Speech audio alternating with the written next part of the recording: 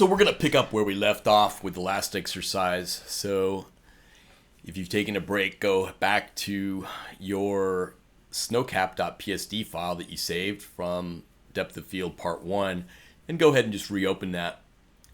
We're going to disable the what we did on the soft focus layer, just turn that visibility off. You don't throw it away, just turn off the eyeball so you can't see it anymore. And we're going to try another filter that looks at focus. So we're going to take the background layer once again, duplicate it, and we'll call this one soft focus 2.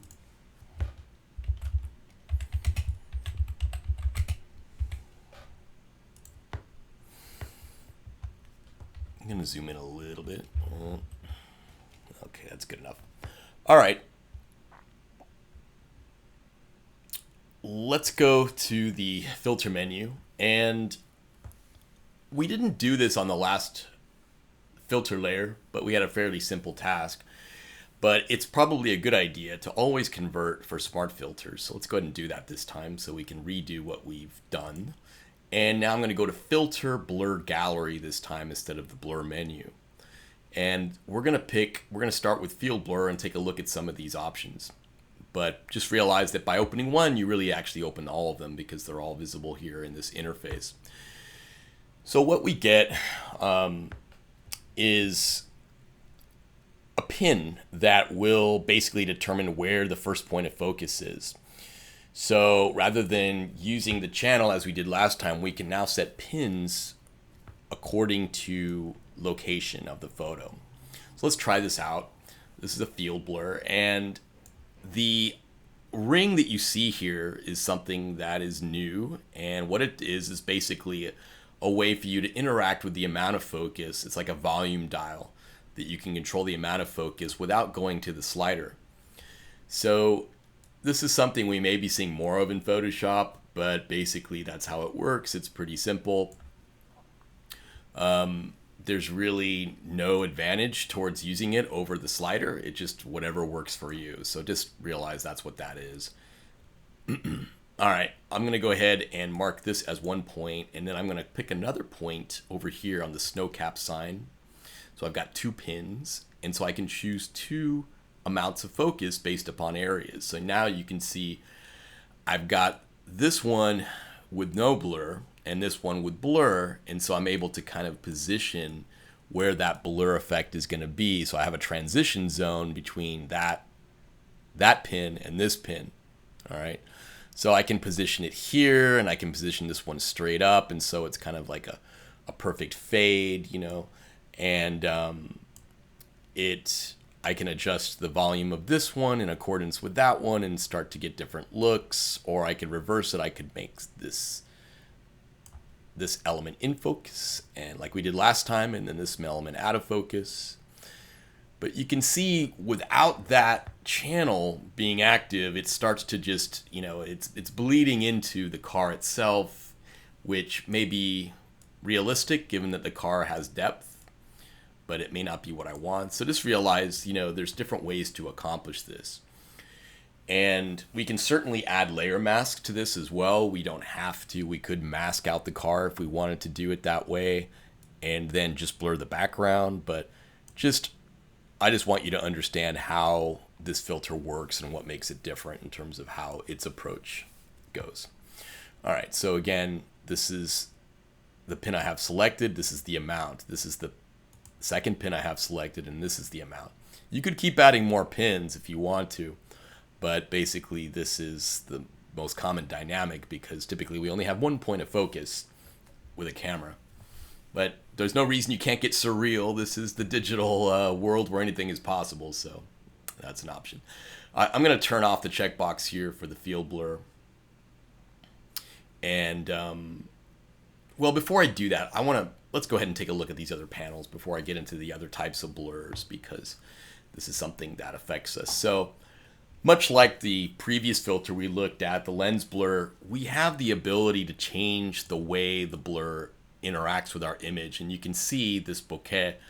Bokeh is a term that describes the quality of the soft focus. So sometimes you'll run across these snooty photographers that say, "Oh, this lens has excellent bokeh," and you're like, "What?" Whatever, But that's what they're talking about. It's it's a term that's gradually sort of making its way into the mainstream as more and more people get into photography. So there it is. But yeah, it's the same as what we saw in the lens blur filter. You can see the effect is exactly what we saw before. You see how the highlights are getting blown out. So whatever works for you, whatever you want to call it. You can change the color of that as well. So if you want that to be kind of like something like a magenta as opposed to white, you can see I can shift the color of that and get some interesting looks. But much like what we saw on the previous filter. I can also adjust the range of light. So again, this is similar to what we saw before as well. I can change how much will get blown out versus, see now I can blow out the whole building like I did before or just part of it. It just depends on how far we want to take it. So next up, we've got motion effects, but this is only available towards very specific blurs, the path and the spin. So there's no option for that on the field blur. We're going to move on to the noise. Now, this is where things have improved with this filter as opposed to the lens blur filter we just looked at. You notice in addition to amount, we also have adjustments for this for the size as well. And this is what a lot of people have been waiting for, just saves us a step and makes it so we don't have to use that first technique I showed you where you can scale the grain manually, but this just is a way that you can do it and still have access to the amount and the other things we saw before. But now we've got additional thing like the roughness of the grain, how coarse is it, and so you can really get in there with this tool and change the color if you want, from add more color elements and highlight elements into the grain. So it's just giving you a lot more to deal with when it comes to noise. So you can choose grain, uniform, or Gaussian, and as you do that, you'll get different options based upon what you choose. And so these, you lose the size and the roughness, but with grain, you get all these goodies, and you get to really make this finally something that looks a lot more like digital noise or film grain. So very nice addition. So as you can guess, yes, this is one of the newer additions to the Photoshop line of filters. So they're gradually sort of improving things. So you can opt to have noise or not, but there's the before and the after. And of course, as we learned in the last two exercises, noise does go a long way towards legitimizing the blur effect and making it believable. All right. So those are the three additional panels we have. Let's go back and, well, I think it might be fun maybe to apply these to different layers. So why don't we do that? I'm going to go ahead and click OK to accept this one. And now this is our soft focus 2, which has, because I've made a smart layer out of this, it's got, remember, the layer mask, which comes with that, as well as the ability to go back and make changes anytime we want. So that's real nice. But I'm going to change the name, since now we'll just call this field blur. So now we're getting a little bit more technical. Field blur. All right, and let's duplicate the background layer once again to try another. We're going to once again make it a smart filter by converting it. And then we'll go back to our filter gallery, our blur gallery once again. This time let's try the iris blur, and let's just see what that has to offer. You notice that the grain and the motion and the effects, these tabs are still there, and so we can still do the same thing. Oh, wait a minute, my bad. I do need to disable the visibility of this layer. Otherwise, we're going to get really confused in a hurry if I don't do that. So I'll leave the name as background copy for now. We'll address it later, but yeah, this is our brand new layer. So all right, let's go back. So once again, blur gallery, iris blur, and now we can start to play with this. So I'm going to skip these panels because you already know what they do, but let's just take a look at what's different about this panel. So in this case, we've got a rounded iris, this circle, with two areas that we can control. This is the outer ring, which I can stretch both here and there. This is going to determine the fade of the focus. It's kind of like the feather effect, basically. And this is the interior part of the fade. So as I bring that in, we have more of the image out of focus. And as I pull this out, we get a tighter area. That ring of focus starts to collapse. But just like before, we have this little volume dial. We can control the amount of the blur here with that.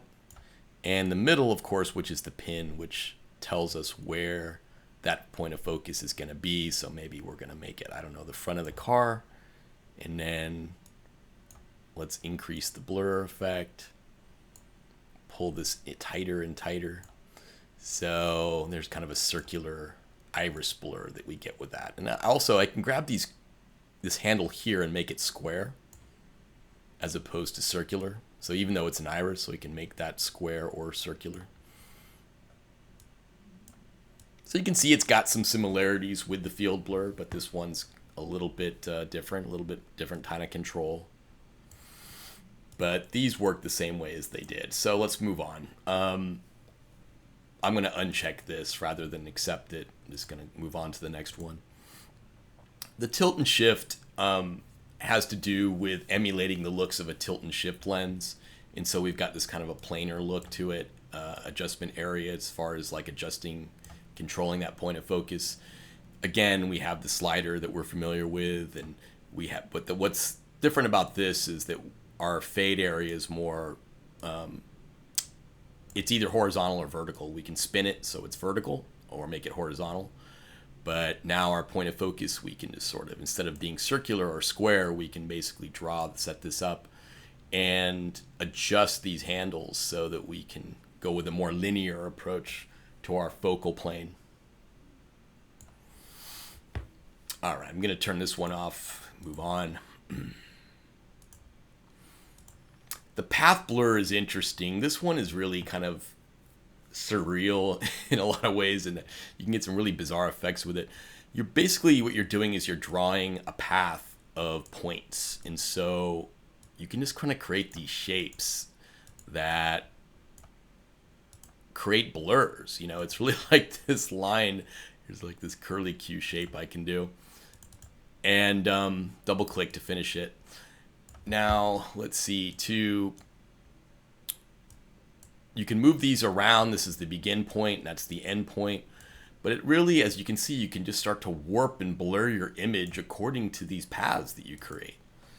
And if you want to get rid of one, just select it. Like I wanted to simplify it, so I'm going to get rid of these extras. I'm going to select the beginning, the first pin, and hit the delete key on my keyboard, and that gets rid of it. So now I can just focus on this one path. So you can kind of see the effect. You see how it kind of like gives it this spiral effect. And as I go through it, I can manipulate where it blurs the image, and it just blurs in this kind of pattern that I create. So some of the options here, we have something that emulates the rear sync flash methodology of shooting. We can change the speed so that we get more of that motion blur effect. What it's designed to emulate is motion blur, which is different than a lens blur, I should point out. A motion blur is when you slow down the shutter on your camera and you have a fast moving object and you create that sense of motion, or perhaps you slow down the shutter speed and then you pan your camera.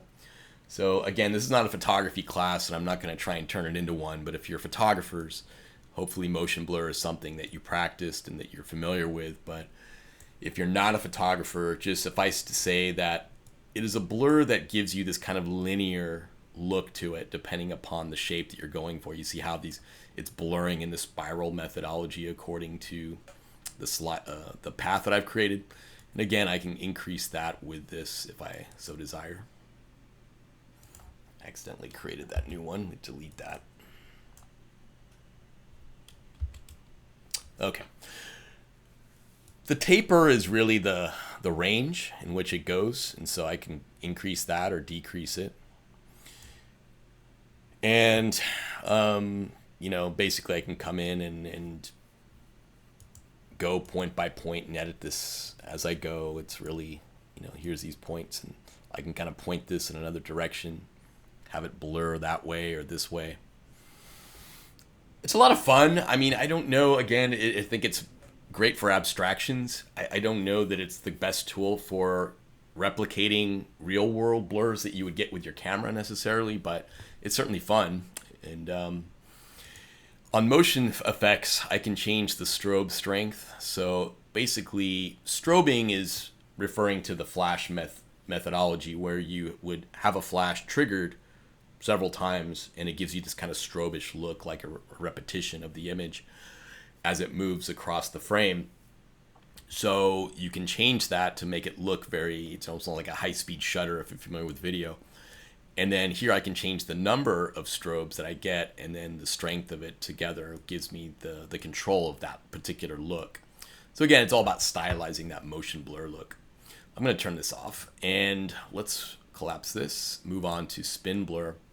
This is our last of the series, but what this does is it lets us, again, we have this circle that we can control, much like the iris blur, but this time it's spin blurring. And there's been a spin blur with Photoshop for years, but this one is more interactive. It's more controllable and it's kind of fun, but just much like the other. People use this a lot to simulate like a wheel spinning, like maybe on a bicycle or a motorcycle. You can just, make it look as though it's blurring, or in this case, it's become more of an abstraction. But once again, you can affect the strobe look because this is designed to emulate a motion blur. They've incorporated this flash strobe look that you can alter and get some interesting effects with. It's all about replicating what would be done normally in a camera and trying to give you a convincing look at that. And like the other blurs, when you add noise, it's going to make it that much more believable in terms of the way this filter blurs with the background. Okay, that's a quick run through of what this filter can offer you. And I'm not really after anything specific, to be honest, with this layer. So if you would like to go back to your path blur and leave that active, or whichever one of these you want to activate, whichever you found the most interesting, go ahead and leave one of these checked and hit the OK button. And we're going to call this one, we'll call this the motion blur layer. So you're going to save this file with these layers intact. You've got the motion blur, you've got the field blur, and you've got the soft focus from before. So go ahead and save this file. And because you're saving these layers, there's no need to give me two different files for these exercises. So both part 1 and part 2, this is all you'll turn in, but I'm going to have, of course, multiple layers from you that you saved into this Photoshop file, into the snowcap.psd file from both lessons, so I'll be able to see everything. So just make sure they're all intact and they're all named so I can identify which is which. Hope this has been useful. We'll see you on the next tutorial.